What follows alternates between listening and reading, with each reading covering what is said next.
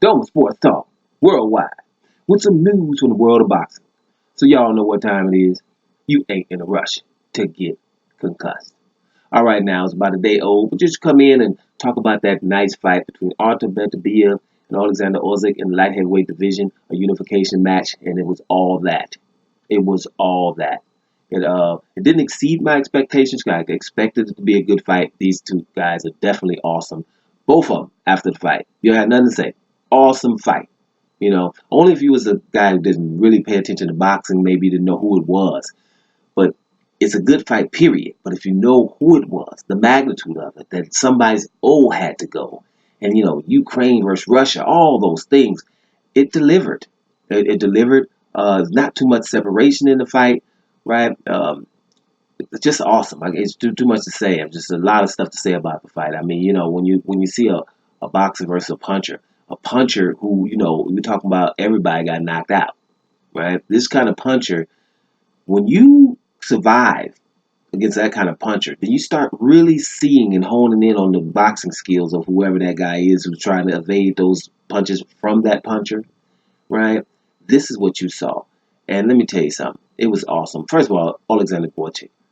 Oleksandr Gvozdyk was stopped in round 10, right? Winning the fight, in my opinion. I had him up 87-85. I had him 2 rounds up. And let's make this clear. He was knocked down in the first round, right? 10-8 round for Beterbiev, which was a fake knockdown. It wasn't really a knockdown, but I'm pretty sure the judges counted it, so did I. Right? And I just scored every round. There was not much separation in these rounds, but most of them, Gvozdyk would a little bit outwork him a little bit. Some rounds I gave a couple of them close because just no separations. A lot of cleaner shots were coming from your boy Gvozdyk, and he was throwing more combinations. But old boy was coming. Beterbiev didn't never give up on himself. I seen him on the back foot for the first time, very short, very short on the back foot, but he would come back with some hard punches. And a guy who has a 100% knockout ratio is believing that he's going to get you sooner or later, right? So, but when I'm thinking about Gvozdyk, I'm thinking this. He got exhausted in round 9 before he got knocked out. Just totally exhausted, where we just can't really stay up.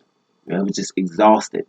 And when you get exhausted and you're seeing Beterbiev just coming with hard punches, it was like, the end is nigh. And it sure was. Beterbiev stopped him. But if you guys really pay attention to it, Vucic took no punishment in being stopped. He was evading a lot of punches, and I just, I've been even jotted it down. This Vucic, this is an awesome boxer. Awesome. And I'm just going to say this. All that Canelo and Kovalev and stuff, Vucic beats Canelo, right? Vucic beats Canelo. I Beterbiev and Canelo's a better fight than Vucic and Canelo. Vucic outpoints Canelo and stops him later. That's what I would think, because he's a damn good boxer. Awesome, right? Beterbiev and Canelo has a good defense, guys. And you remember Golovkin was, we thought Golovkin was going to knock him out in that first fight, and Canelo showed his defense. It's just a better fight. But I'm just saying, Oleksandr Gvozdyk, we have to give him props. Even in this loss, Ukraine still brings the pain, but Ukraine had to feel the pain this time. You know what I mean? Because Beterbiev is no joke. Now, speaking of Beterbiev, watching the fight, I realized during the fight, because I guess Beterbiev was a light favorite, that I was kind of going for, Vucic.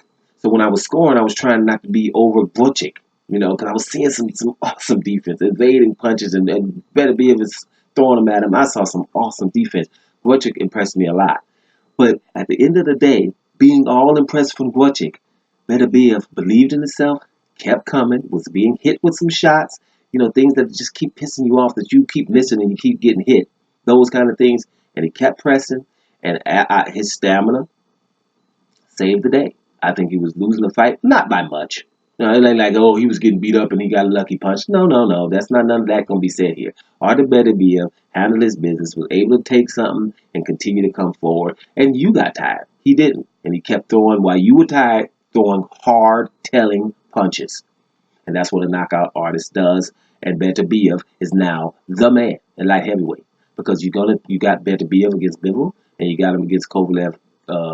When I'm stop wanting to mention Canelo, really. Because Canelo needs to be middleweight anyway. Handle that first.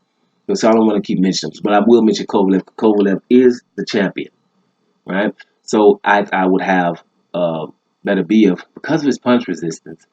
I would have him beat pretty much anybody except Gvozdyk in a rematch, for example. You know, a couple of Gvozdyk, 3 more rounds, not getting tired, he wins that fight. So he has something. I think Gvozdyk can really arguably say, "I'm the second best light heavyweight. Somebody else come try to do that to me."